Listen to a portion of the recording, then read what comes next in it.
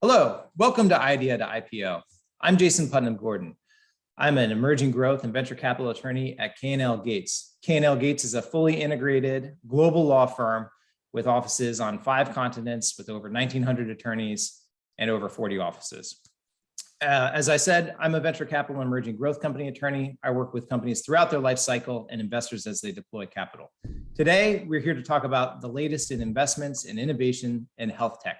We've got a fantastic panel for you with Naeem Raza, who's a partner at Mighty Capital, Dr. Gary Goldman, who's a managing director at Global Health Impact Fund, Ephraim Lindenbaum, who's a managing director at Advanced Ventures.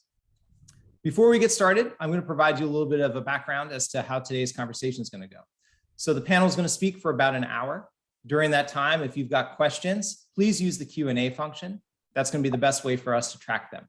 If you want to talk amongst yourselves, that is the audience, please use the chat function. I won't be monitoring that, but we will be monitoring the Q&A. Additionally, today's event is being recorded. So long as you have registered, you'll get a copy of the recording within the next few days. That's terrific. So whether you're here live with us or asynchronously, we're glad to have you here. Let me see. I think that takes about it. So we'll have a panel discussion for about an hour. Then we'll take the audience questions. And with that in mind, I'd like each of our panelists to introduce themselves. I'm going to let Naeem go first. Naeem, would you please tell us a little bit about yourself, about your fund and the space that you play, as well as your contact information? Sure. Thank you for the introduction and thank you for the invitation. Naeem Raza, I'm a venture partners with Mighty Capital. I'm also associated with a angels fund, which is called Sandhill Angels, but today I'm representing Mighty Capital. Personal background is that I have worked for different companies, and then I created my own company, and I ran it for 27 years, which is a long time for being in the Valley, and it was an enterprise software company. And in 2019, I did an exit and I sold it to a public company. And since then, I have been part of Mighty Capital and helping them with the investments. The Mighty Capital is on Fund 2 right now. And our main areas of investments are in technology and life sciences. And in life sciences, it could be healthcare technology. It could be any of those areas which are related to life sciences. And then we also are venturing into fintech now. So that's another area of expertise that we are developing now. And we typically invest in seed as well as a Series A, Series B. Series A is our sweet spot. We have been investing for more than 4 or 5 years now, and that's it for the time being. You are on mute. Thank you. That's fantastic. We're delighted to have you with us. F, tell us a little bit about yourself. Yeah, thank you, Jason. It's a great panel. Excited to do this panel again here. So my name is Ephraim Lindenbaum. I'm the managing director and co-founder of Advanced Ventures. We're a 1999 vintage Silicon Valley venture fund. We invest across technology, health, and wellness. We enable entrepreneurs to take bold risks, build great companies, and achieve meaningful exits. We've been investing now through 3 and now into our 4th fund. On my side, I'm a recovering entrepreneur as well. I built and grew a company here in Silicon Valley, exited here, and it's somewhat binary when you exit in Silicon Valley. You either start your next company or become an investor. As I like to say, I didn't have any great ideas at the time, so I defaulted to becoming an investor. But in reality, investing in Silicon Valley is really a continuation of being an entrepreneur. We invest across the digital health landscape now for nearly 20 years. We've been blessed with exits about every 18 months through the entire lifespan of the fund, most recently a digital health exit in the telehealth category to a private equity fund. We invest in the earlier stages of a company's development and typically will continue investing through the Series D and or E. Fantastic. Jason, if I allow me, I want to add one more thing about Mighty Sure. Capital. That we have a sister organization by the name of Products That Count. And one of the benefits of getting investment from Mighty Capital is that we have 300,000 product managers that are part of Products That Count. So we make sure that our portfolio companies, one of the criteria we see is that how we can leverage that relationship and help our portfolio companies to interface with 300,000 product managers and benefit both the entrepreneurs as well as for the companies who are using their services. So that's another very good differentiator we have at Mighty Capital. Terrific. Thank you both. And Gary, please tell us a little bit about yourself and tell us also about the Global Health Impact Fund.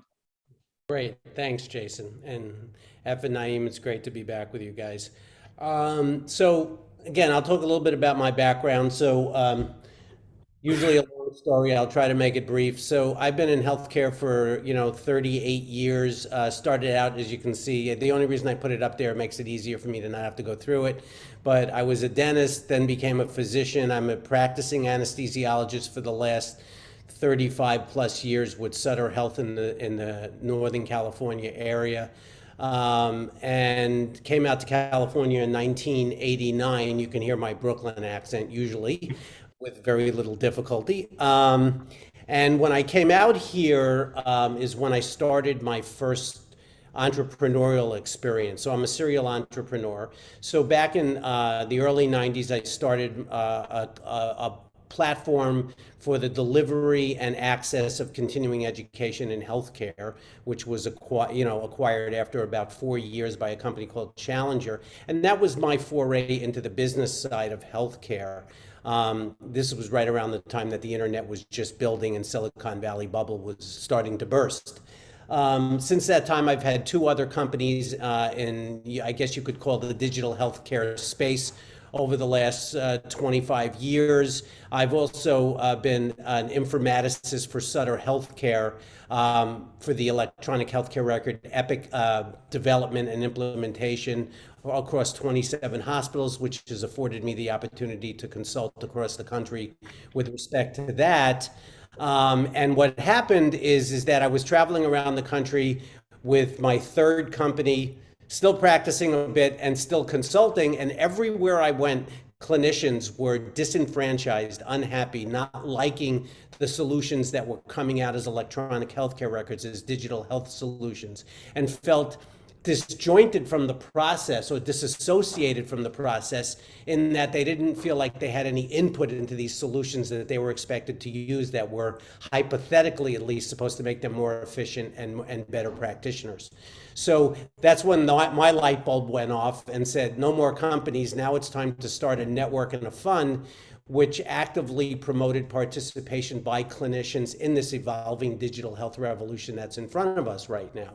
So first, we, being pragmatic, we started with the fund, and we created Global Health Impact Fund, of which a supermajority of the investors are clinicians in different professions, specialties. We also focused on some special interest areas, and all of our investors in the fund helped us form a network of resources of active participants, participating clinicians in the due diligence process, in the post-investment. That's my dog. Sorry. In the post-investment. In the post-investment process, accelerating and commercializing, and ultimately exiting these companies, leveraging our network. So now we just closed Fund 1. It was a $10 million fund. We made what we believe are markedly disruptive clinical solutions that have been vetted by the clinicians and also invested in by clinicians and other healthcare professionals. And we are growing our network globally now. We started out domestically across the globe, creating global health impact networks in India, and in Africa and in the EU and the Middle East. So we have a rapidly expanding network, and we're forming 2 new funds this month. We have a new member fund that's starting, and also we're starting our first institutional round. So, our mission is really to democratize the investment process and promote active participation by clinicians. That's fantastic.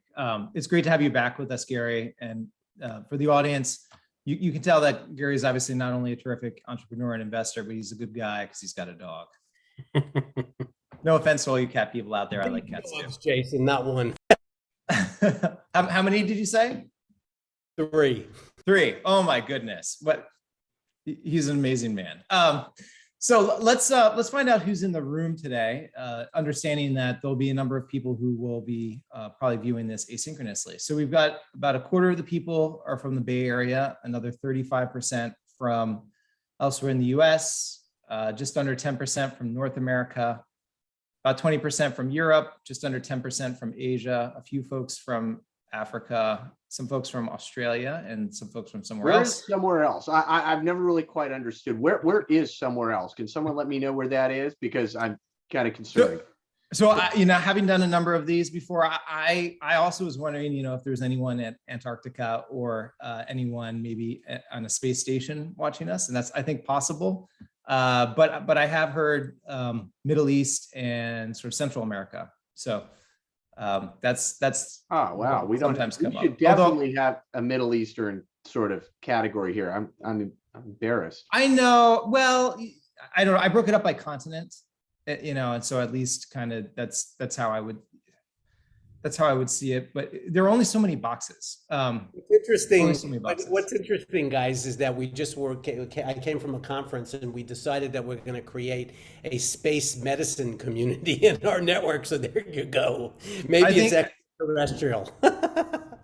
Well, and certainly space tech is ascendant. No pun intended. But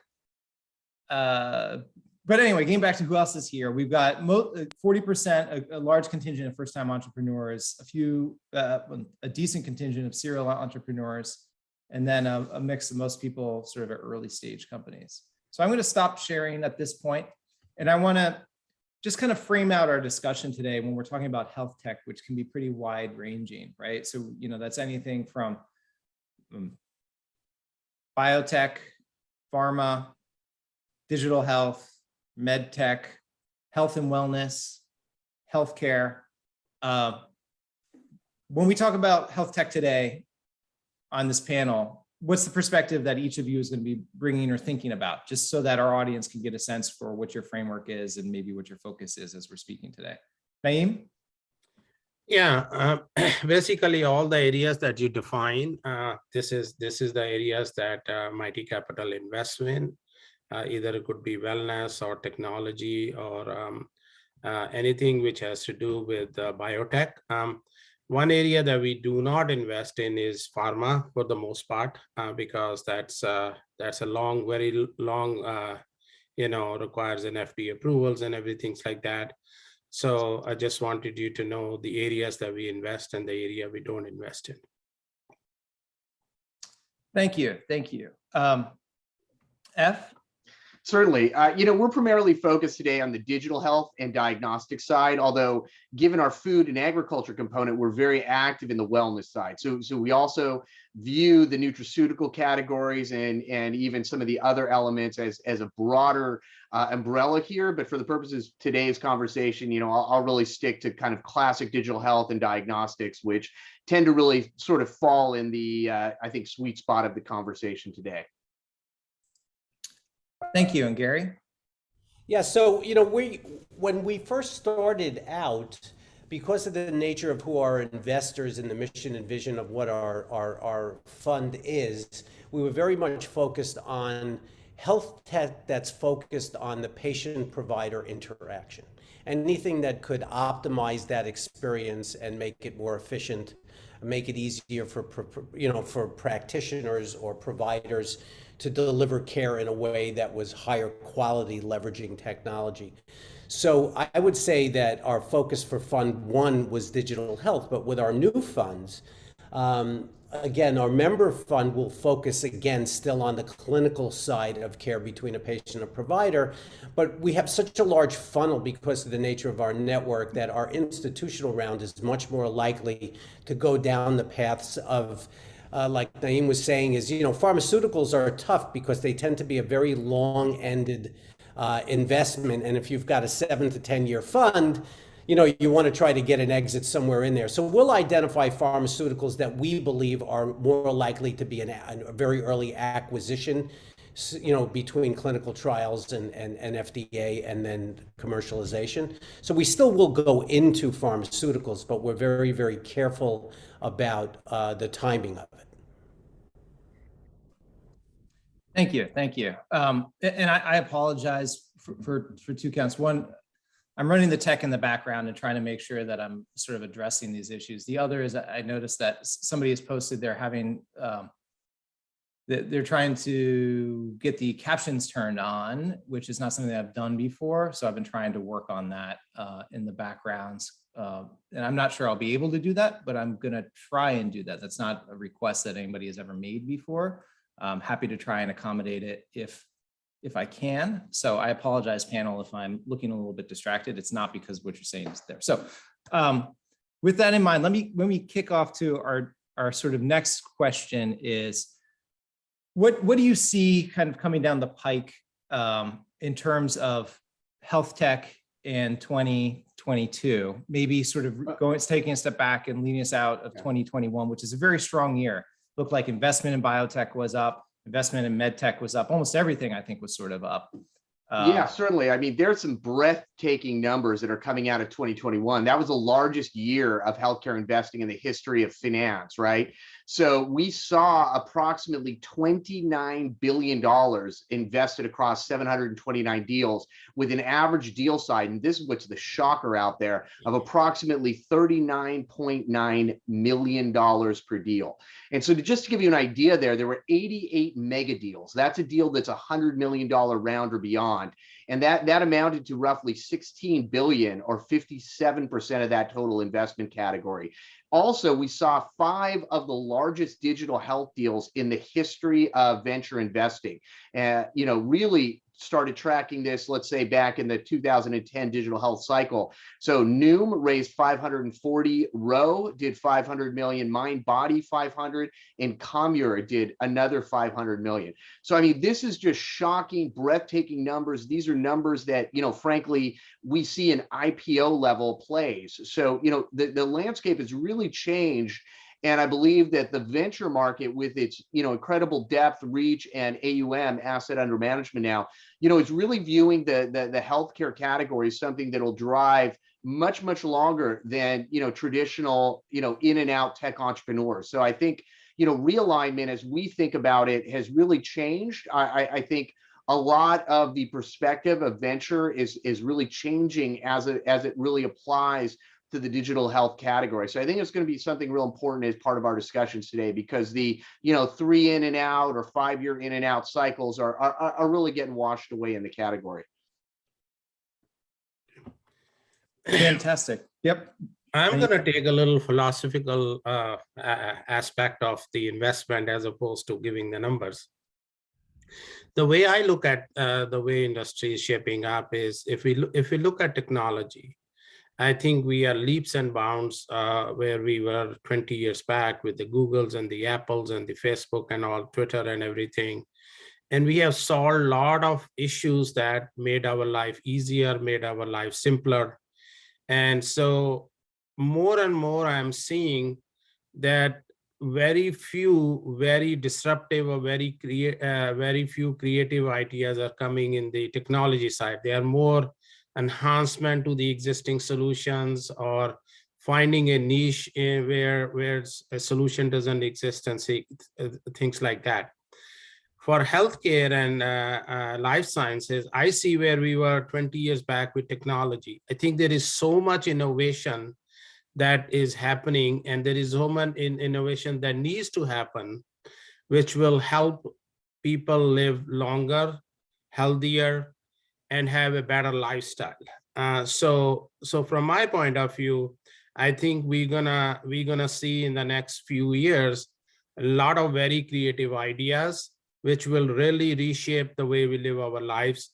What technology did for us 20 years back and till where we are today, I think the next 20 years is going to be life sciences and healthcare.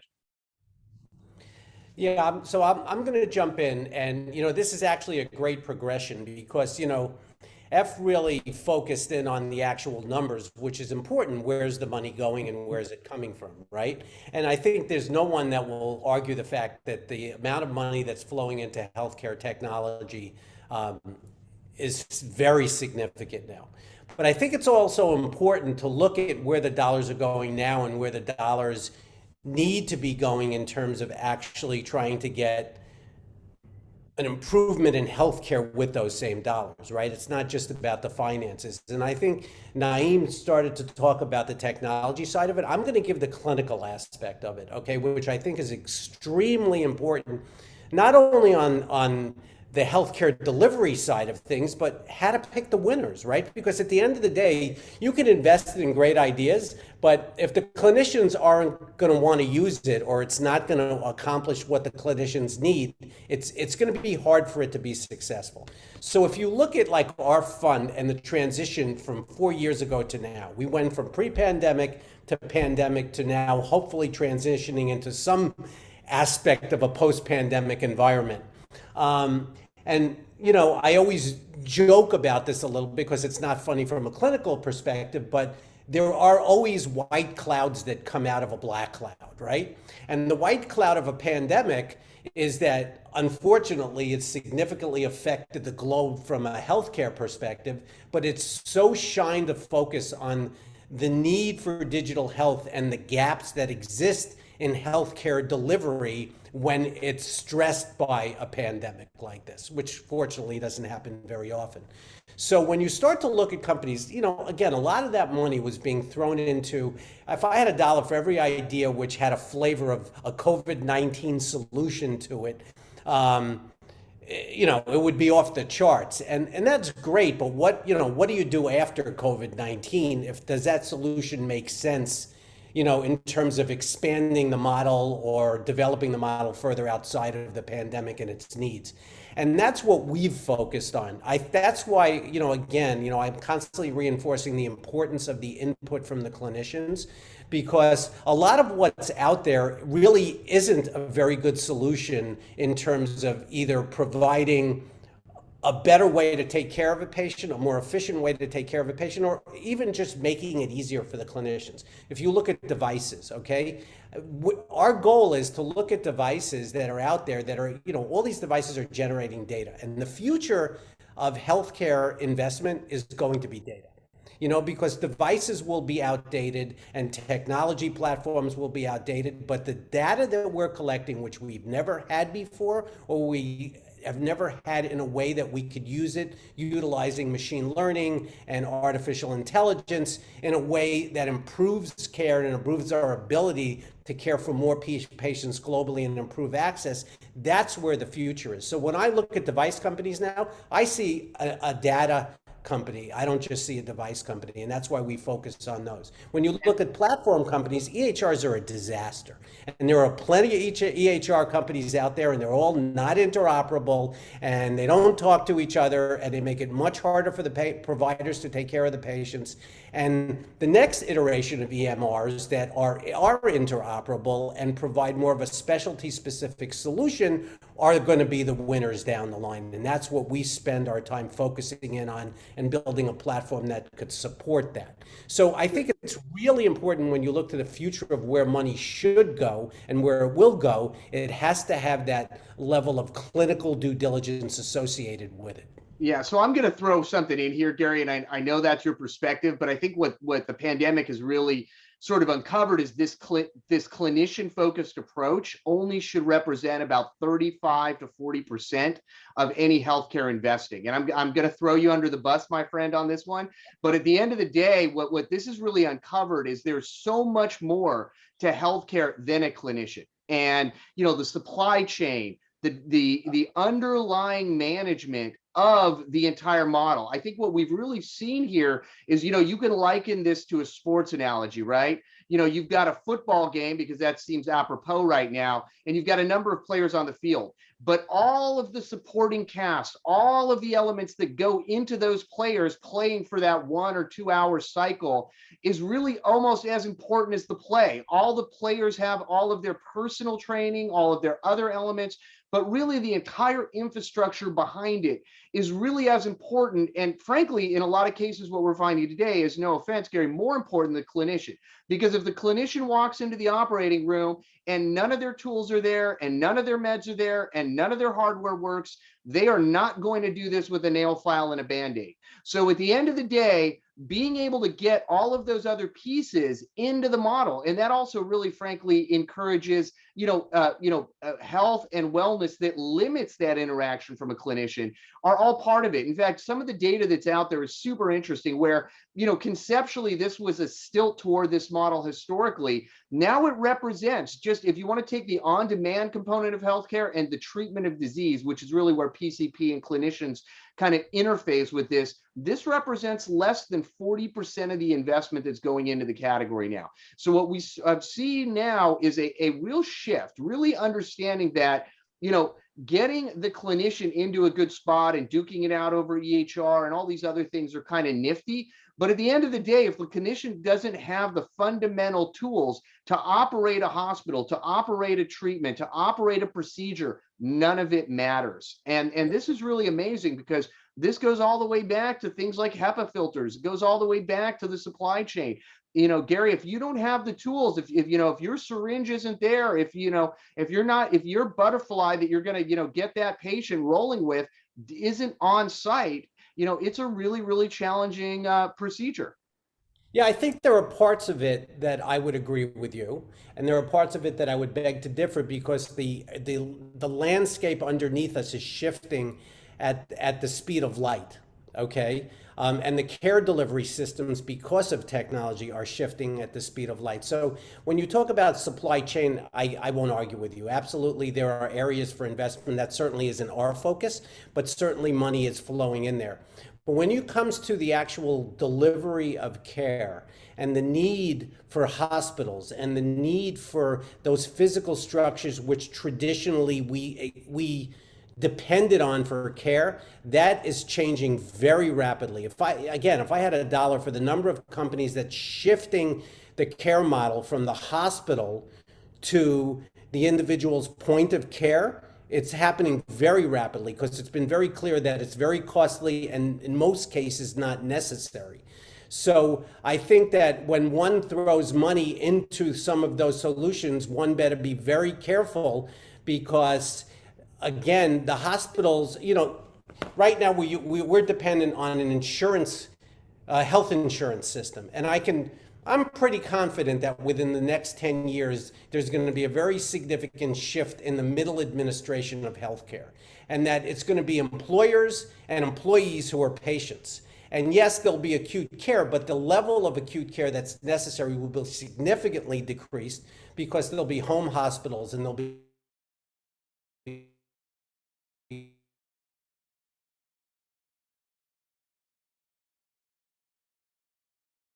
home care. Just because we're going to be the ones where patients go. So I don't think it's as straightforward as you make it sound. I think the data, though, speaks for itself, Gary. I mean, the amount of push into categories that are not as active right now. And I think what's really important, and this is really kind of framed around entrepreneurs, because I'm really thoughtful of trying to make this the broadest possible topic category. And really, this clinician-oriented delivery system you're talking about represents a very small 30% or less fraction of the global investing that's happening in the category. I mean, to give you an idea, mental health investment right now is as large as diabetes, cardiovascular, primary care, and skeletal muscular all rolled into one. So, when we look as venture capitalists at white space, what we're trying to do is find the broadest possible white space. And, I'm really speaking to the entrepreneurs out there, because I think, as an entrepreneur, what you're really looking for are categories that are just not that well tread, right? Certainly, like Gary's talking about, threading a needle into some of these core categories are interesting.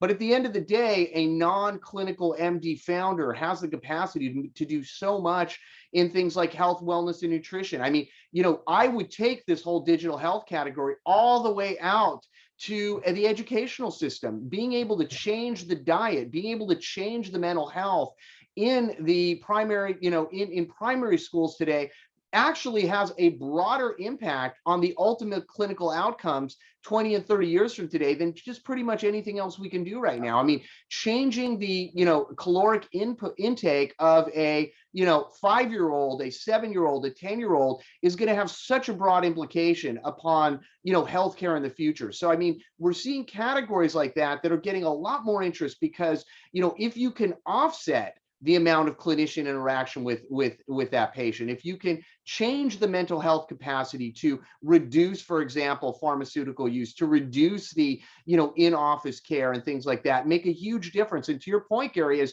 as insurance companies are paying for this, and, that is a for-profit business, they're going to continue to squeeze, right? So if you can get out in front of a lot of this, and that's where I think we're viewing this model, we're viewing a model that says, can, proactive mental health services, can proactive, nutrition and health and wellness at the earliest possible phases make the largest ultimate impact in this category?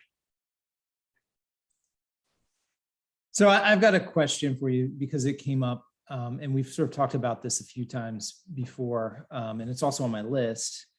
Initially, I think when we started doing some of these, F and Gary, it was right at the beginning of the pandemic, and we were sort of talking about how, there was at least a initial regulatory pause or relaxation, especially as it comes to virtual health. What does everyone sort of think kind of long-term in terms of telehealth, virtual visits? Are we in a new landscape? Is this the new normal, and what's it going to look like moving forward?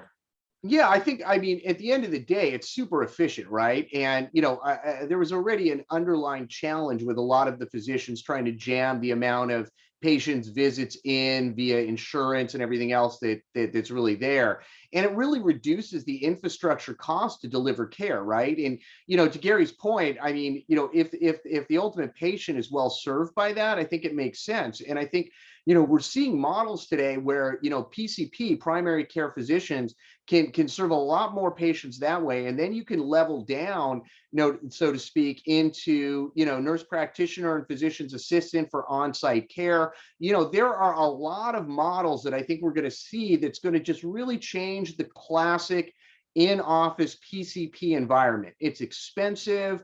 The throughput is low. I mean, the process is there. And at the end of the day, the ill patient who's really the most needing hands-on visual, model is really not getting the benefit of the model today. So, I mean, I think, we're seeing a lot of that. We were lucky to exit a telehealth startup in the beginning of the pandemic. We thought we left some dollars on the table, but it was sold to a private equity firm. But then, they flipped it again. So we got another little bite at the apple. But, I think from our perspective, there is still a little bit of juice there.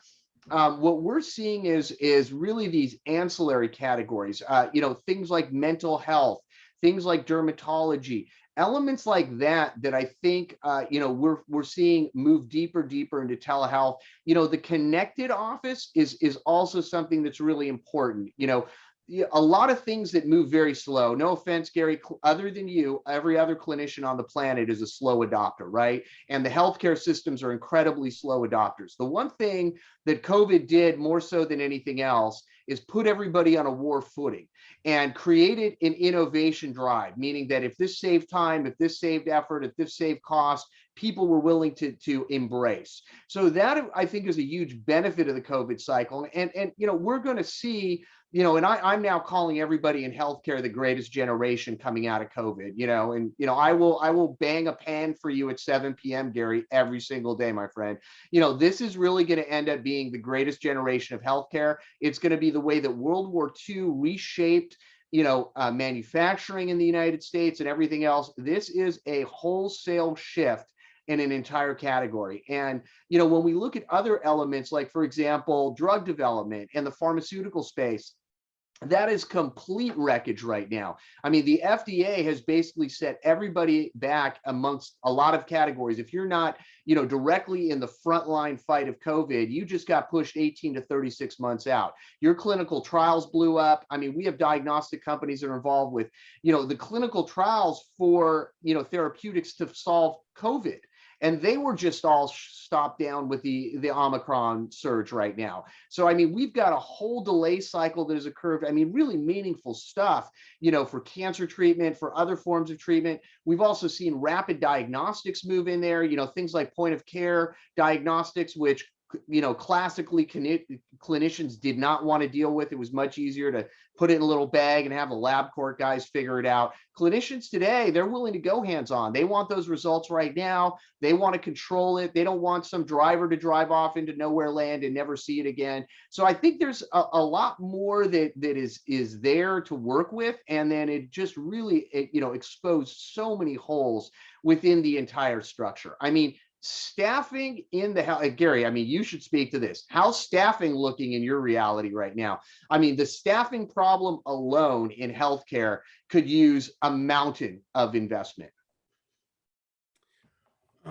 I also believe that I think we're gonna be in a hybrid mode. I think there is not one solution which gonna fit for all.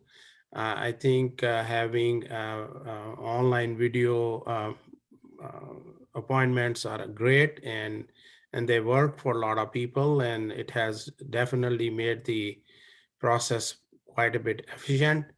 But I also believe that the hybrid mode is the one which going to prevail in the long run, and it's going to be very similar to the technology companies, where sometimes the patients have to go and see the physician, and sometimes they really don't need to. I'll give you my personal example. Like, anytime when I have a refill of a medicine from a doctor, I really don't need to go there if I'm still being healthy. So why can't I just have a video chat and then just get a refill done? But when I'm really sick or when I really need some help, that's when I would like to go see my physician and request for treatment. That's a really interesting concept, Neem. And I was going to throw something along those lines out. I'm really interested in hearing Gary's feedback. But, one of the things I've noticed today is the interaction between PCPs and urgent care or, really hospital settings, right? There's only so much PCPs can really do without a lot of data coming to them, right? The classic look down your throat and making, off the cuff calls has sort of gone away with this current realm of PCPs. I think what is interesting is doing telehealth with a PCP, which is then the PCP is directing to a well-staffed urgent care or clinical setting where they've got enough diagnostics to then get the data back to the PCP to make good decisions. Because so much of the PCP model today is go see a PCP, they send you for a bunch of tests, those tests come back, the PCP sees you again, then you start making treatment decisions. I think this has collapsed that cycle quite a bit into a PCP seeing you on a telehealth visit, sending you to an urgent care where you may have a much broader diagnostic suite, and then that data going back electronically to a PCP who then sends in your meds, or your treatment path to you. What do you think about that, Gary? So, again, this is a very complex look from the top down of healthcare, right? And, both with you and Naeem, what you're saying is absolutely true. First of all, let's be clear. This is not a pendulum that swings one direction or the other. The future of care is improving because we have access to hybrid care and hybrid delivery systems. And it goes even beyond what all of you are talking about. I mean, if you look at what we provide now, tends to be episodic care. You have a problem, you go to the doctor, they treat it. As you talked about earlier, let's not even, we have to be able to pay attention to the first mile, as I refer to it, right? That includes prevention. That includes all the things that you're doing yourself at the point of care for your disease states. That includes the support systems that you have in place for your chronic diseases. That all is really, it's kind of out there, but it's not. Technology will allow us to deploy that much easier to the individual and also improve the access to much of that. But we can go so far as the hybrid model could be everything that you mentioned, to the point where you never, for short of an acute episode, you never really have to leave your point of care. We can deploy someone to you with a remote patient monitoring kit. It doesn't have to, we have a huge staffing shortage, as you pointed out. And the thing is that we better start getting used to providing care with less clinicians at the top and more extenders at the bottom that can provide the care. Because I can tell you, short of my specialty, I can promise you that it's probably the last specialty that will ever go to hybrid care. Okay, Well, I don't think anybody's delivering anesthetic remotely there, Gary. And if you are, that probably crosses a lot of other legal lines, my friend. You laugh at that, but they're actually developing computer delivery I systems. know. So it happens. But the point is that there are certain things that will never be replaced by technology, and there'd have to be face-to-face. Right.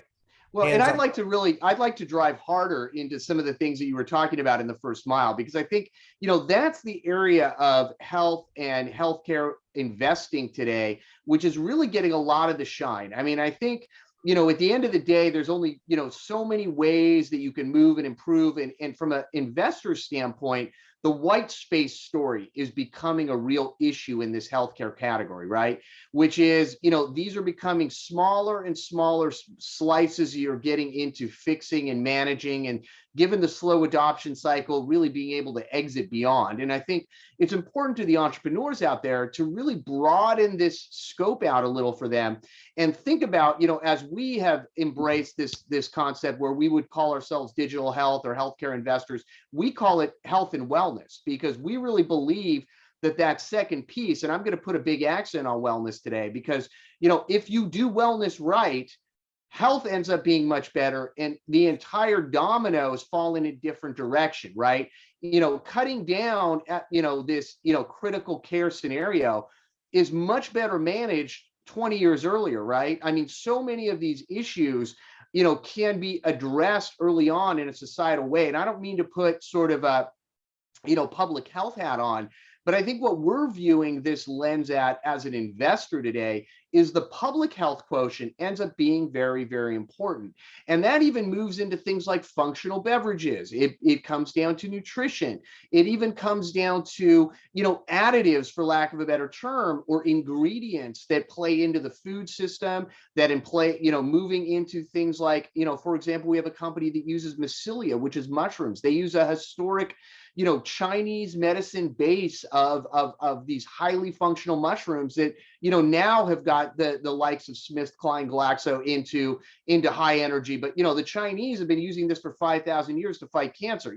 My sense is if you have a 5,000-year clinical trial, they probably have some data that's worth taking a look at, right? When you take your myopic Western view away from this. So there's a lot that's happening outside of that sort of physician, healthcare, office, sort of tactical bubble we're talking about, and into that much, much broader space. Because, if you can make these changes early on in cycle, you make such a broad impact. If you're not treating people for cardiovascular disease because of poor eating habits and poor other habits, and, that starts in grade school. I ran into, recently a very interesting entrepreneur that is doing some phenomenal stuff, it sounds like, in the primary education category, in things like nutrition, in things like food elements.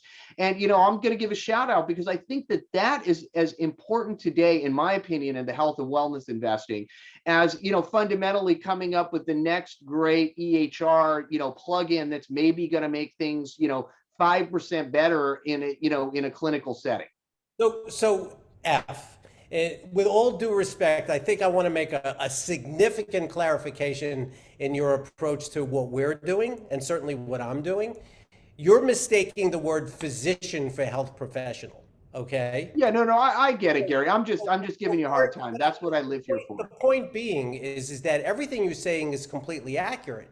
And the problem is right now is there is no good place for health professionals on the eastern side, on the western side, the doulas, the Chinese medicine doctors, there's no place for them to collaborate. And it's very difficult for them to collaborate with traditional Western clinicians, right? But technology is making that a lot easier to educate each other on the different opportunities. the technologies that could improve care that are different than what we're used to on the Western side. Those, when I refer to a clinician vetted or to clinician vetted solutions, that's what I'm referring to. Is we now have the opportunity, especially on a global basis, to start looking at solutions that are more complete care, that include preventative care, that include nutrition, that include all those things that decrease chronic disease in a way which would then lower the need to spend dollars on significantly, patients that have significant chronic disease. So absolutely, we need to move from episodic care to complete care, which includes all of those things. And that's why, insurance companies are not very motivated to make that happen. Whereas employers who want to decrease the expenses that they're laying out for their employees who are their patients, they want to put more money, and they're interested in putting more money into the technologies that prevent disease than actually take care of disease. So I completely agree with you. Because what I'm hearing, and the only reason I went down this path is because I want everybody to understand that that's why, to me, using the clinicians to do the due diligence on the investments is really important, because it includes all of those things. And if the clinicians don't agree with it, I can tell you that it's going to be hard for it to succeed moving forward. Yeah, I mean, I think it's just interesting. I mean, I think it's just a perspective where historically we've seen healthcare kind of move from the, MD at, the top of the stack down. I think, we're starting to view it that 80% of health and wellness investing should be trying to avoid getting anywhere near a tactical clinician. And 80% of the investment should be at avoiding ever getting into a situation where you're needing to tap these other tool sets. So I totally agree with you. And broadly, I'm just giving you a hard time, Gary, because you're just way too smart for me. And both of your specialties you just can't do as effectively remote. I think remote dentistry has a long way to go, and and certainly remote anesthetic is not something I want to be anywhere near the clinical trials of. So I'm just giving you a hard time. I just think that when we're talking to entrepreneurs out there, so many of them can be in this category without having to think as deeply in that clinical world. And when you get outside of the United States, the clinical world versus some of these other categories is so hard to touch, right? You have very different healthcare systems in most of the world. A lot of it is socialized. A lot of it is very, institutional driven. So as opposed to the more entrepreneurial side, and, remember, we're in the Mecca here in Silicon Valley of, an MD being the CEO of a company, right? When you kind of broaden that out and you start looking at the EU or, EMEA or other categories of the world, that tends to be a lot rarer sort of sequence, right? So the disconnect between taking an entrepreneur's idea or a product or a beta or an alpha model and actually getting that into any kind of a clinical environment is so challenging. So, for entrepreneurs to create technology, to create solutions and products that attack some of these much broader elements, I think is the white space entrepreneur opportunity here, and certainly, look, building a better mousetrap with EHRs are great. I just not sure how many, people on the call today that are entrepreneurs from around the world really understand the EHR, quagmire, let's say. Well, I think you just raised a few great points that I'd like to maybe bring together and synthesize, which, one of which Gary was talking about sort of payers and, who's holding the bag. And then the other is maybe some of these, the ability to avoid, chronic or even acute issues by getting in on the front end. What is the panel sort of seeing in this space in terms of sort of viable from a venture perspective, companies that are going to deliver some of those outcomes? Yeah, I mean, I'll jump in just to say that, first of all, any transition that happens under that umbrella is going to be very slow and it's going to take a long time, right? So unless one is thinking about taking the approach to blowing up a system, which will never happen in our time, we have to be able to support both sides of the system. And I think, F alluded to it, is that Even if you are a clinician entrepreneur, it's not easy to get solutions into healthcare systems. And that's with the credibility, and maybe it's not even credible because you're dealing with the C-suite, right? So they don't even want to hear from the doctor unless he has an MBA at the end of his name. So I think that that's not really the important point. The important point is whether it's that white space entrepreneur or whether it's a clinical entrepreneur, how do you navigate the waters, okay? Let's say we're not even talking about FDA and we're not talking about clinical trials. We're talking about you now have an MVP in place and a commercializable, scalable solution. How do you get to the next level? How do you make those connections? And it is not easy, having done it a couple of times myself, even as a clinician. And one of the things that we're trying to do with our network is, because we're affiliated with our fund and other venture capitalists like with Naeem, we're trying to form a network in which now companies that we invest in are synergistic with the other companies. At the end of the day, healthcare is not that big. It seems huge, but at the end of the day, when you're bringing a product into a hospital system or a supply chain in healthcare, whether you're doing it in India or whether you're doing it in US or whether you're doing it in China, there are some differences, but there's not a lot of differences. I'm gonna throw that out, Gary. I'm gonna throw that out the door because I mean the difference is 1,000% cost differential, right? Let me finish my thought though.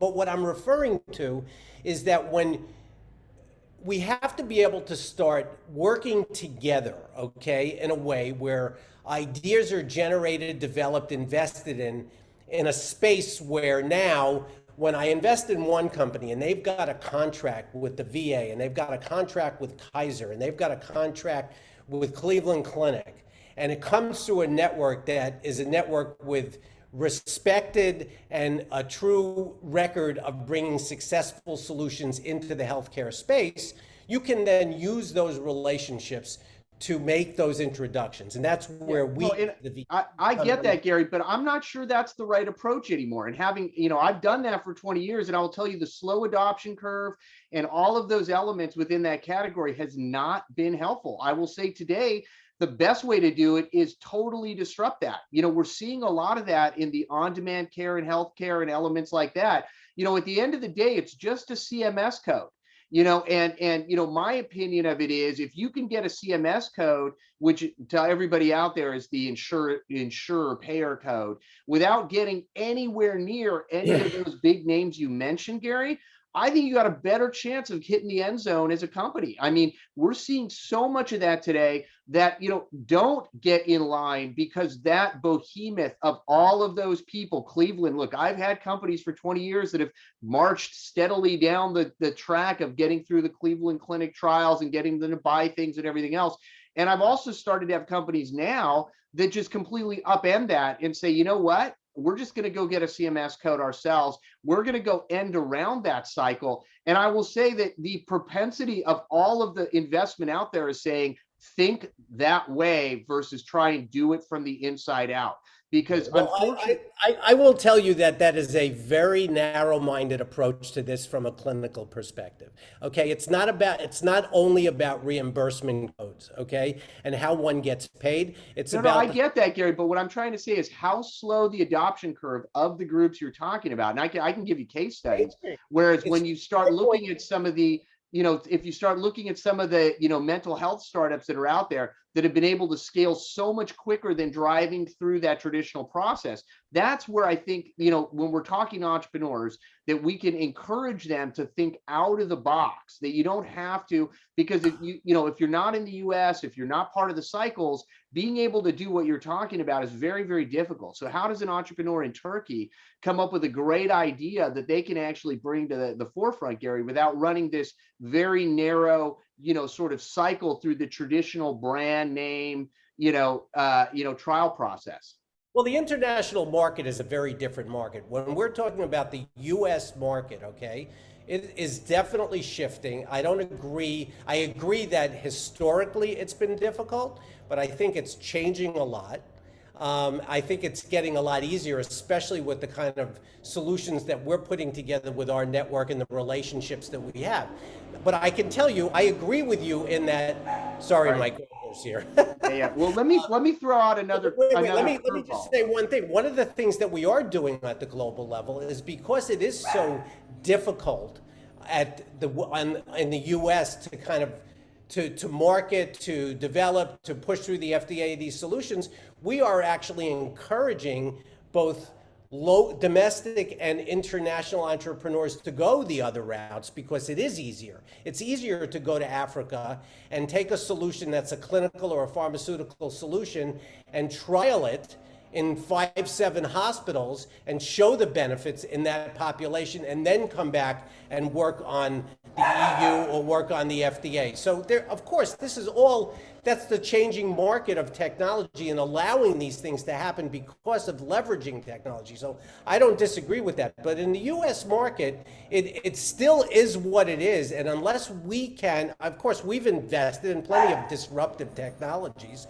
And I agree with that, but that is not the rule, that is the exception at this point. And yes, we'll move in that direction, but to get anything done, you still have to work within the system right now. Yeah, and you know, the one thing that I will Yeah, you know, I want to break in here and make sure that Naeem gets a few moments. It's a fantastic discussion, and I also want to make sure that we get his perspective too. Naeem? Yeah, so I think there are 2 points I want to make. One is there is a little bit moral dilemma over here. If we're going to use other countries as guinea pigs to test our products and do clinical trials and things like that. And by the way, it is happening all the time that there are countries which will take free medicine and they will go through the just to have their population being treated as guinea pigs. So that's one thing we need to make sure that from a moral point of view, we're doing the right thing.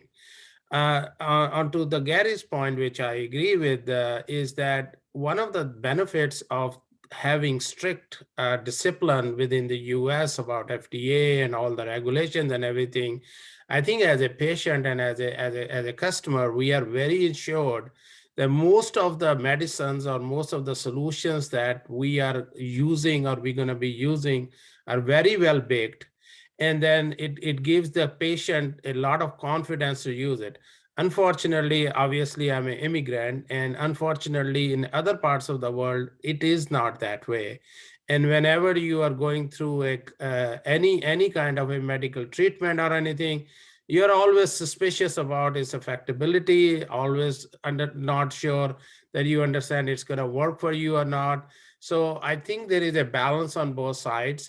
And it's well, let me clarify here. Let me clarify. I'm not advocating going around it. What I'm saying is the old guard approach to moving through this cycle, which is something all of our companies have done for 20 years, is proving ineffective. The other thing is the exit side of the opportunity there is becoming smaller. I'm not advocating any less due diligence and regulatory approval. That's a given, that just goes with the category.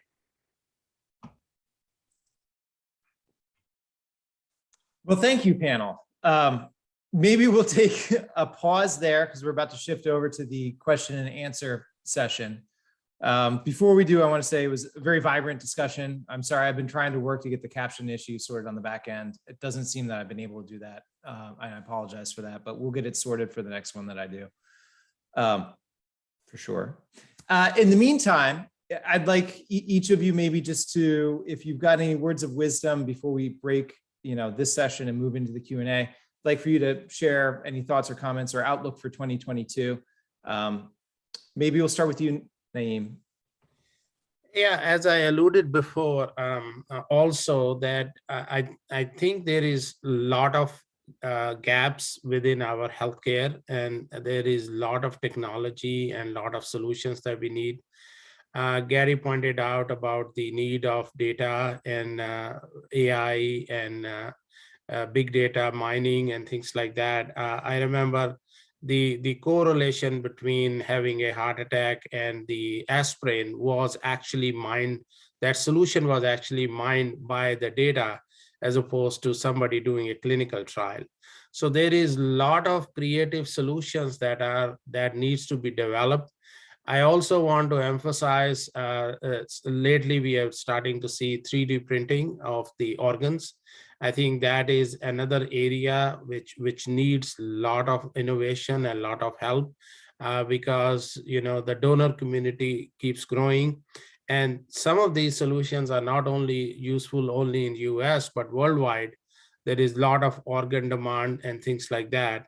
So there are a lot of areas in which innovation is needed, both on the AI side as well as on the 3D side. And I think as an investors, this is the time to seize the opportunity and come up with solutions.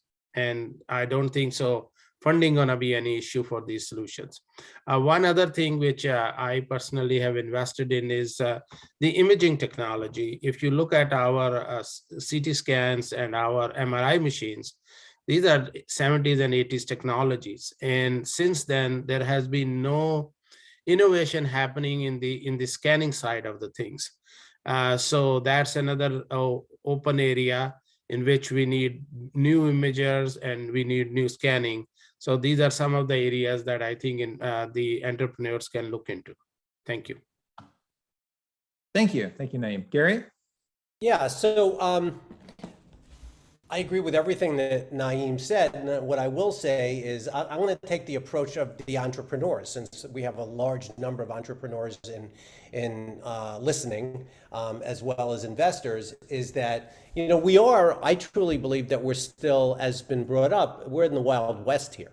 Healthcare has been so slow paced to improve technology, and part of it is because of the nature of what it is. It includes patient care, so appropriately so, but there are so many potential innovators and entrepreneurs out there that have been, up until recently, been afraid to enter the healthcare space because of the complexities of entering it. But I think now we've made such developments during the pandemic, and there are so many support systems like our network and accelerators and systems that an entrepreneur can become part of to help develop an idea from idea generation and move it through the idea, or the way the ecosystem to an MVP development. That I would just encourage anyone that has ideas to move in that direction. Money, as we heard, is not a problem. And there are a lot of areas moving forward in healthcare which need improvement. And in our wonderful discussion between F and I think what comes out of it is that it is a shifting environment, and there are a lot of opportunities, and there's a lot of need to fill the gaps on the clinical side, on the supply side, on the efficiency side. And that I would just encourage anyone who has interest in this area to really pursue it and partner with a network like ours or some support system. Yeah, I totally agree with Gary, and I spar with him just to get great ideas on the table because he's an old friend, and I respect him and know what he does very well. So I just do that to put it out on the table. But I agree. This is the best time for a healthcare, health and wellness entrepreneur in the history of time, right? Not only are there all of these support systems and networks and incubators and whatnot available out there, you don't even have to be on site anymore because those incubators have now turned into a virtual incubator, which means you can be in Ankara, Turkey, and be part of a healthcare incubator in Stanford University and get all the value that maybe years before, even 2.5 years ago, they would have wanted to see you in person. They would have wanted to see you sitting there. They would have made their decisions around that component of how they judge you. Whereas today, I think the world is the oyster. Great ideas from everywhere are becoming much more, front and center. The other thing is, I've kind of lived as a disruptor, both as an entrepreneur and certainly as an investor. So, that is so much of the mantra that we live by. And I think this really is the piece that I will kind of challenge my colleagues here as well. And I'm not saying I have the answer, but the number one issue out there today is the exit. And what is becoming clearer and clearer for us is because of the shrinking pool within, the world that Gary talks about of the clinician environment. And, and again, I broadly look at that as a very, very broad category, right? But really, the exit opportunity is becoming more and more difficult. Whereas years ago you had 20, 30, 50 diagnostic companies, today you have 3, 4, 5 acquirers. Where you had, 100 drug development companies, now you've got 3, 4, 5 big folks, right? And, this has all become, the draft them out of high school model, right? This isn't a model where historically, companies will live long enough to prove their model. You're either going to have to, really hit the numbers, really hit the model so much earlier in your development that it makes it very difficult. And so, for us, one of the reasons we're backing away from some of the areas that maybe Gary, is so astute at, and I don't disagree, it's just we can't see the white space being big enough and the natural acquirer out there going to write the big enough check. And that for us as a venture investor becomes the fundamental model. And so when I talk to an entrepreneur, I want them to keep their eye on that. Who is your eventual acquirer? Because if you're really looking at a space that is down to 1, 2, 3 acquirers, you're really in a very difficult position to maximize an exit for your company. And that becomes a very, very big problem on the front end. Because as we do our due diligence, in the space, we're looking at where's the exit and what the kind of multiple of return could look like. And, when you've got 2 or 3 players to sell it to, you're not going to be able to maximize the value that's been out there historically. The other thing is the level of control within the supply chain, even within the diagnostics chains, et cetera. To Neem's point, if you look at imaging, you're down to 3 major companies, if that. And, they control at a finance level the entire industry. So as a young imaging company, your goal is basically to make enough noise to get one of them to buy you.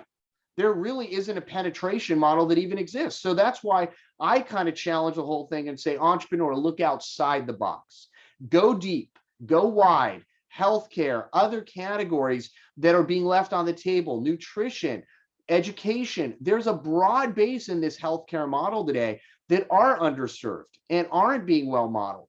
Even the ability to train and educate people to get more heads into the clinical supply chain is completely busted right now. So, the nursing school, the educational system around, really, health and medicine at all is completely busted.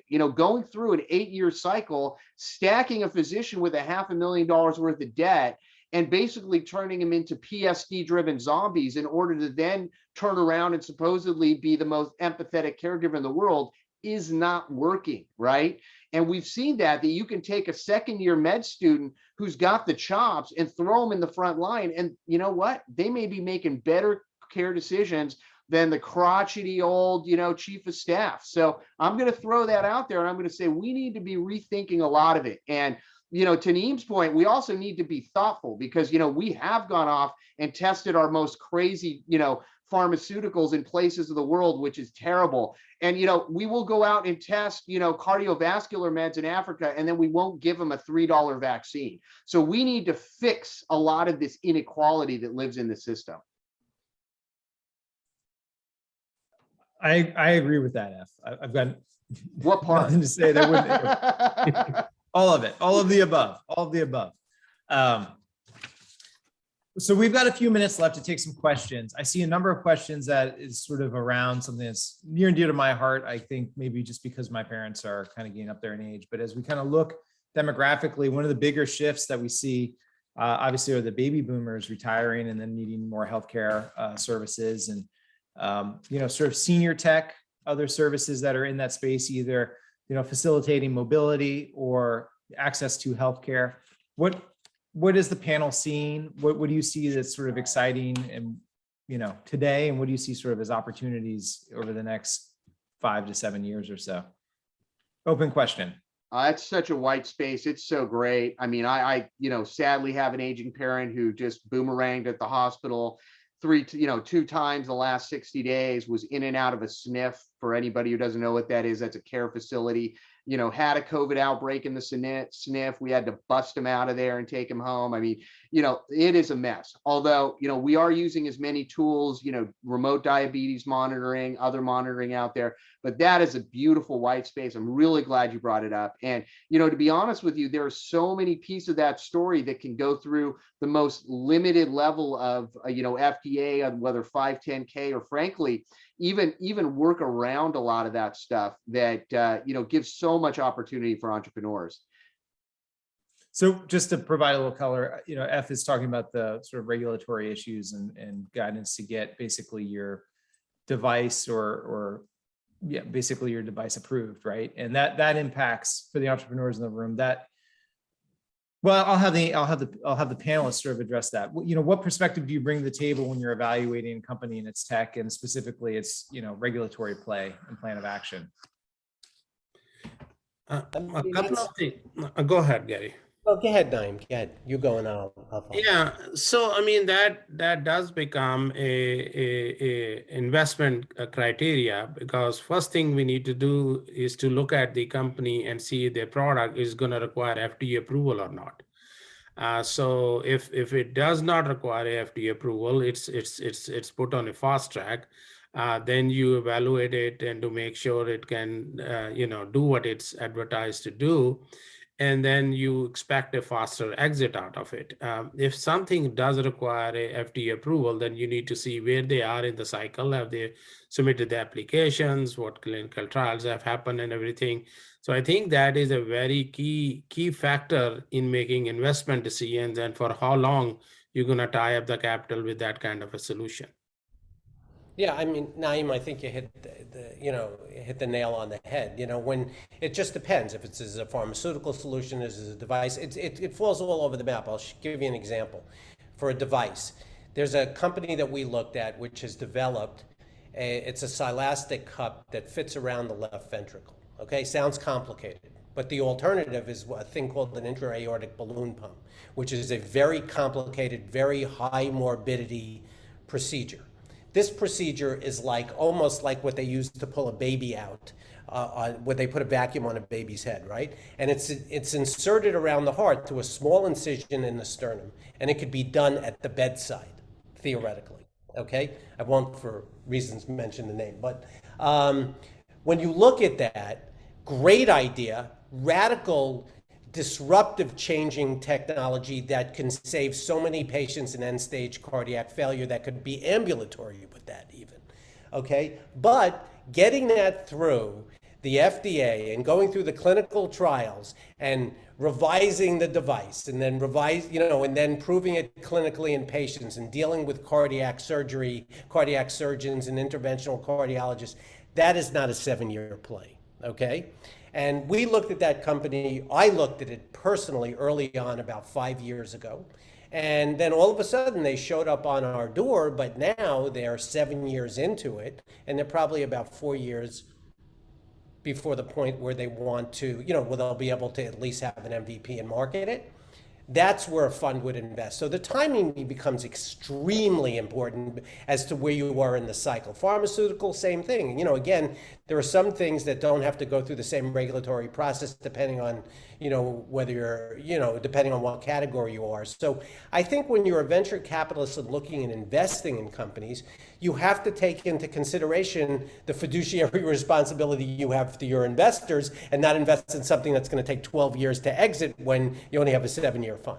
So I think that becomes a very important point in how we make our decisions, which is sad because generally the ones that have to go through that are probably the most radical changing technologies or drugs sometimes, and you just have to put the time in, but it may not be a good investment from a VC.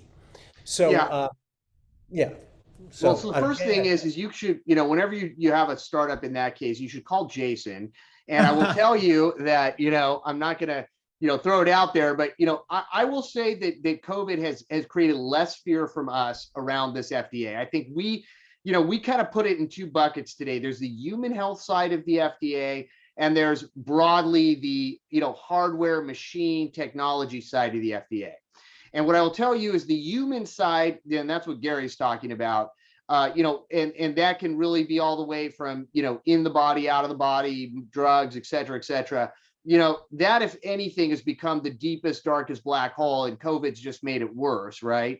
Whereas I think on the other side of the FDA, when it comes down to devices, what we broadly call 510, even things that they're willing to like throw into the technology blanket, I think we've probably become a lot less fearful of that through COVID. Now, again, I always encourage a startup, go get a great startup lawyer. I encourage you to get Jason, mostly because he's a guy we trust and I've seen him perform. And then they tend to have partners that can really, help a startup. I think one of the things that, we've embraced over time is just, you always in Silicon Valley, we try and kind of work around the system, and to Gary's point, there's one side of the system there, but there's really another side of the system, which is the political side of getting through the FDA. And, after we decided to do a frontal attack and, scale the mountain so many times, I think we broke down over the last couple of years with some of our portfolio companies, said, you know what, there are definitely smarter expediters out there. We've embraced that. And I will tell you, we've been able to push things through because we've got great people that it really made a difference. And, we had a company go from an environmental agriculture, diagnostic company to being a human diagnostic company with its first, now moving to second EUA and #1 variant test tech out there in under 18 months and in revenue. If you can find me another diagnostic company that's got revenue after, meaningful revenue after 18 months, not just beta stuff, real revenue, I will, blow your mind. And, and a lot of that came from that guy in the far corner on my screen, Jason, making right intros. And at the end of the day, we were able to get through there, and, that company is part of Operation Warp Speed now. And, they are able to do a 6-hour variant test on COVID, whereas, advanced sequencing is 3 days. Their cost for a test, for a variant test, wholesale is $50 versus, up to $1,300 for an advanced sequence that a clinician like Gary is going to have to wait 3 to 7 days for. We can give it to them in 6 hours. You know what I mean? And by the way, if anybody has a problem, I've got some test kits at the house, Gary. You give me a call, I'll send one up to you. Overnight that thing to Phoenix, 24 hours later, you know exactly what variant of Omicron you have, Well, thanks, Steph. I mean, that's a great outcome. I'm glad to hear it. I appreciate. You just made the recommendation, Jason. You didn't do I can't take full credit for it, but it does go, it's great. I mean, the panel has hit, I think, squarely on the question, or the great answer to the question, which is, look, the exit matters, right, to the VCs when they're making their investment, because they've got LPs who've got expectations. There's a time horizon which they got to do that, and the regulatory path is something that you're going to probably need to navigate. Certainly if you've got a device or something that's providing diagnostics or treatment. So making sure you've got that plan, and then also the right contacts to implement the plan, are going to be critical to making sure that you can make, that pitch, so that if you get the money, you can get the return that, the VCs are going to need for their investors. So that's just a short recap. We've got a few minutes left. Love to talk a little bit about sort of digital health a little bit more. Naeem, you raised the issue of sort of imaging and diagnostics. Love to hear some more about what's going on, and it's exciting in the sort of diagnostic space, maybe even using some of those tools that were from the 80s or the 90s, right? But getting more out of them. I kind of think about it as sort of like the Hubble, like space telescope, right? It's like, who would have thought we'd be getting such great images so many years later? It's software, that type of thing. What other sorts of plays are you seeing, or anything exciting in that space? As I said, I personally invested in an imaging company, and they have a new way of doing the imaging. And another thing which blows me off is that just having a color-coded image of your body itself gonna make a big difference. And I'm just surprised that we still have this black and white, the only few people can see it and everything. So again, innovations which can be with the existing technologies itself, if they can make it colorful, if they can start labeling things, those kind of things can definitely benefit both the patients and the doctors in diagnosing and also explaining it to the patient. I think also in the imaging arena, I hate to put too much focus on artificial intelligence and machine learning, but it's the one area, it's one of the areas where there's been significant progress leveraging digital technology. And if you look at, we've invested in several companies in that space. And by leveraging the data that comes from those images and the reports that come out of them, and then applying machine learning to them, they not only become diagnostic, but they also become predictive.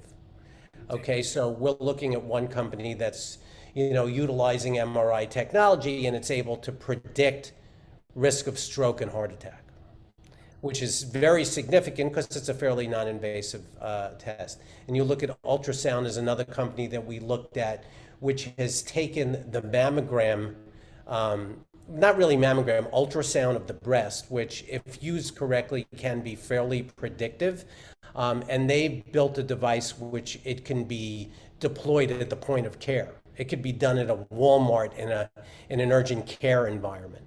That's to me also something that's radically different. But when you look at diagnosis just in general, not just imaging, when you look at preventative diagnosis and the technologies that are coming out, there are now, there are companies that we're seeing that are aggregating these remote patient monitoring and diagnostic devices and putting them in modules like an ADU, and plopping it down at an employer, and employees can now enter into this unit, and you can do everything from getting your vital signs to getting your retina checked to other diagnostic capabilities that are some of it imaging, which doesn't involve a human at all. But what it does is it captures the result, it applies artificial or machine learning to it, shows you what you're at risk for, and then provides the opportunity to connect you with a care provider related to your profile. Now, that to me, in terms of improving access and ability for patients, is next generation type of care, because now we're leveraging technology outside of, like F said, the clinician's interface, and telling you as a patient what you're at risk for, what your current states are, and how you need to seek care for this if you want to prolong your life. So to me, that's where the future of a lot of this investment is, and it's still all unfolding. Yeah. One additional point I want to make is that to create a more accuracy on the diagnostic side also is it's very easy for technology to compare a MRI with of your spine compared to a normal spine and pinpoint the differences. It's very easy for a computer image to evaluate your X-ray compared to somebody who doesn't have that disease X-ray, and can pinpoint those things. So it can help the physicians a lot, because sometimes they can miss out on all these things.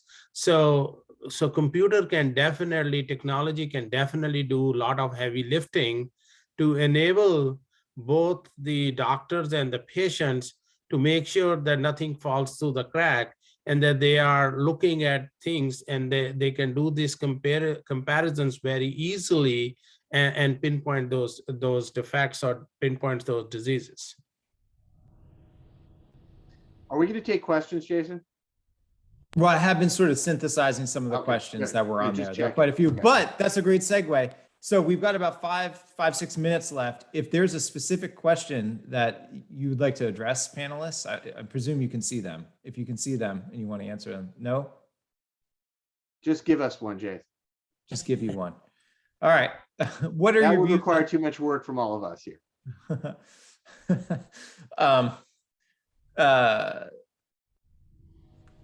I think earlier, after you were talking about being able to borrow from Eastern medicine, and there's a question about integrating Eastern medicine practices into the U.S. healthcare ecosystem, and kind of what you see there, and how does that maybe fit within the venture model? Do you see opportunities? Yeah. Yeah, so there is some of that happening, particularly on the physical therapy side, et cetera. I would be very cautious about, quoting me on Eastern medicine, making an appearance anywhere near Western medicine. What we're talking about is drug development and nutraceutical development, riffing off data and information and historical trial and sort of effect that Asian medicine had, right? So this is a much more in the lab kind of thing than at any point healthcare sort of mixing up an amalgamation of off the shelf let's say Asian or other type of medicine options and dispensing that to a patient. That's probably I'm not even going to venture to guess when that'll occur. In our mind, I think what we're saying, and this is where Neem is right on track, is can you go out there, look at the data of 5,000 years, notice that everybody that took a cordyceps mushroom, their T cells were boosted because we can now see that, and all these people survived cancer. Let's apply some AI, figure out, oh, there is something in the cordyceps. Now we can use AI in understanding that mushroom, find the viable, molecular path that is making a difference. Then we can either use that in a synthetic or in a natural form to then turn that into a future treatment path. So that and Chinese medicine are about on the other side of the globe as China and the US. The pathway between the two is what we're trying to open, meaning trying to identify the tools that they use and then turn them into a replicable model that's out there today. So I'll jump in that, again, one of the things that I also, believe it or not, did 2 years of physician acupuncture at UCLA in the Helms program. So I know I have a lot of experience with complementary and integrated health, which is the official term for combining Eastern and Western. There's actually a lot of that out there, but most of the major academic centers, including UCSF, have integrated healthcare clinics, which are run by physicians that have similar training. And part of the obstacle is not only on the patient side, but on the provider side, the education component. And we actually are addressing that on our network, on our education network, providing integrated healthcare education, which includes some technology. It tends to be more hands-on and herbal, so it really doesn't lend itself very much to virtual care. But there are a lot of concepts in which it should be the first line of defense as opposed to the third line of defense. So integrated health is actually beginning to see some adoption of digital health technologies to improve education and to improve access, because there are some things that can at least be initiated with a hybrid model and then followed on by a face-to-face. Or again, if you think of any type of care that can be deployed at the point of care, it is that kind of care. I will tell you that personally, I've gone to friends' houses and treated them in their bedrooms with acupuncture needles. So, it can be done. So it is an up and coming area, but we don't hear a lot about it because it tends to be almost in that poo-pooed. We don't like to talk about that from a clinician perspective on the West, in Western medicine. But when you move to other countries where it's much more prolific, I think that's where a lot of the technology and solutions will be developed and then be deployed back to the West for solutions like that. Well, terrific. So we're about out of time. Before we go, I just want to maybe give Naeem the opportunity to have the last word, unless Gary or F, do you have anything to say? No. Okay. I've spoken too much. So is Gary. That's what we do. You guys were everybody's great. We'll kind of do the thank you and pat on the back in a second, but Naeem, any final thoughts on anything we've discussed today? Again, repeating the same thing I started with. It's a open hunting ground. Guys, go for it. Money will not be an issue. Come up with creative, disruptive solutions. Come up with solutions that can be deployed, and you're gonna be very successful. Well, terrific. Thank you very much. We had a wonderful panel today. I want to thank each of our panelists, F, Gary, Naeem. I want to thank each of our attendees. As I mentioned earlier today, so long as you've registered, We will send you a copy of the presentation, or we anticipate being able to send you a copy of the presentation within the next few days. I'm going to look into that closed caption issue, see what we can do for things moving forward. I want to thank Idea to IPO for organizing today's event, K&L Gates for helping host this. And again, I'm Jason Putnam Gordon, and jason.gordon@klgates.com if you want to reach out to me. Thank you. And I'll let you get back to building your great company. Take care. Bye-bye. Thank you. Have a great day. Good luck.